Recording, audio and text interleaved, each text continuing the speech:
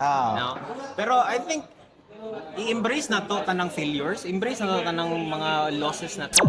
Kay wala man siguro ko nakahibaw gid og trading kung wala koy losses. I think dili ko mo focus sa strategy nako kung wala koy losses.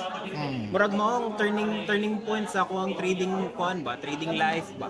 Okay. Dili naman ka mo pursue other strats, dili naman ka mo deep dive, di ba? Like, unsa tong mga Not losses totally ni nga mo? yes, break even ako sa tanang losses nako.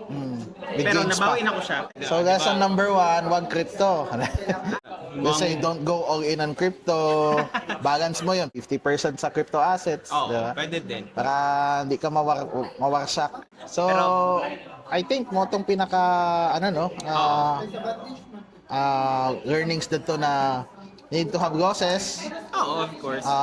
And you need to learn from your losses para mag-improve as a trader.